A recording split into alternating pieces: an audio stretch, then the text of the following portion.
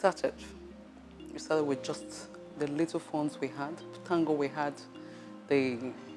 our property, which is a 2-bedroom flat, and the duplex where we stayed. And when we started the first few months, we exhausted everything we had. And we had to look up to God. God, you have called us.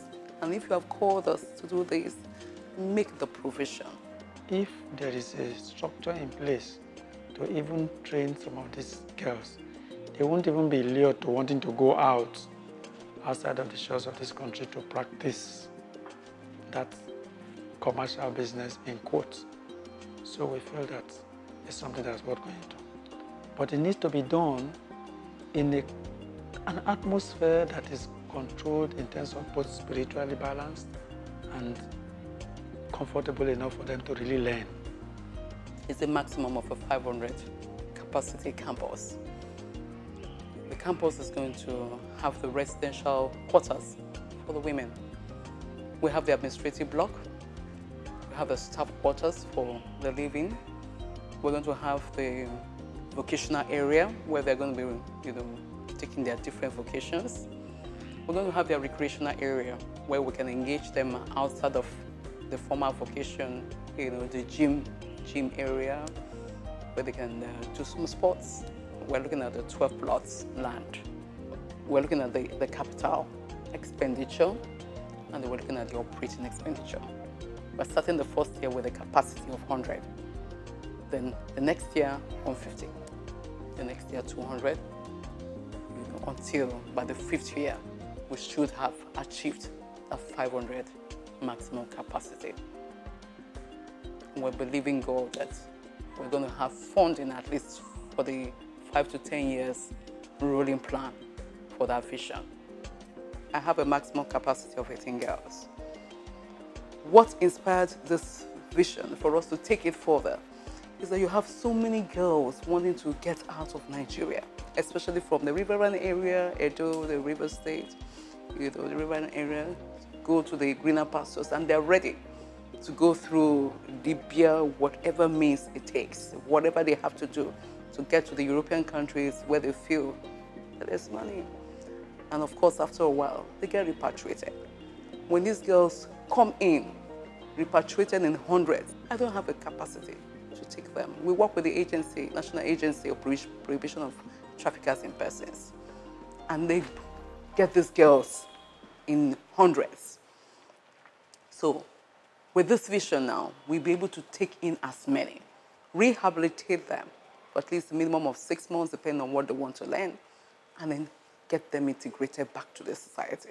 We share the same vision in a way, because of course, when you're dealing with women, you also have to talk about their children. So the abandoned children, the women who also are challenged either of abusive relationships or due to lack of being empowered, going into the wrong profession in life. They have been helping me a lot in this foundation, Sought After Women and Children. They took me to Bodies Fashion Academy at Lekki, Phase 1, Awudekbeka. I've been in that school for more than, 10 months now. From next month, I'll be graduated from that school. I love teaching. That's my passion. But when I came here, I've learned how to make donuts, egg roll, and I know how to sew clothes now. I stay for 1.5 years. Mommy and dad good for me. Do what I want. Anything I need, they give me. So, if you can't ask me which type of work I want work. So, okay, now catering I want learn. So, they put me for catering. My care was to make me learn more things. To make catering, make cake, egg roll, meat pie, chin, plantain chips. So on April 10th, I joined them. I started to learn. So they started teaching us how to make sketch, body block, because they based on pattern making. So they started to teaching us. And pattern making is not like freehand. So we have to be using textbook, read textbook like students. then manipulating it on a brown paper. After that, we cut it out before we do it on the fabric. So I can make both men and women clothes, and I can sew it very well. Even I sew for choir presently that they wear for the independence. I sew it for them. There's a scope. You know where you are going. So when they see that scope and they are progressing, we see a sense of enthusiasm that they're actually making progress in life. And we also try to measure that by constantly reminding them, oh, you know, this is a transit place. You have your whole life ahead. So when we measure the initial contact, how they came raw from the field and so much uncertainty, and then by the time they settle in and we're able to keep talking to them, we're able to measure. So from that initial point of uncertainty and hopelessness, we need to see them calming down and getting enthusiastic about learning. By the grace of God, we have had over 130. We've had over 130 children. Out of the 130, we've had 48 children adopted and 5 fostered.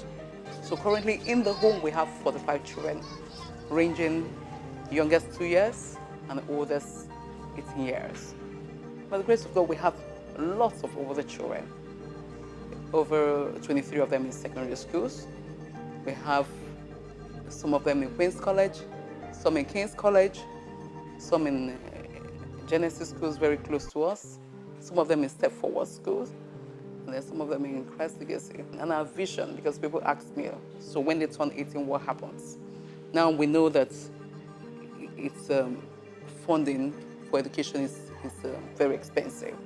So already we have a plan to make sure that our children have scholarships. In the last 2 years, we have been preparing those in the senior secondary school, 2 and 3, for this scholarship. And by the grace of God, we're believing that by the time they take the Scholastic Aptitude Test, which is the SAT, we have the TOEFL, the test of English as a foreign language, the IETLS. And once they're through with these exams, we can get them scholarships, indigent scholarships, in the either UK, Canada, or the US. We have already one in the university, and by the grace of God, by next year, we should have 6 of them getting to university.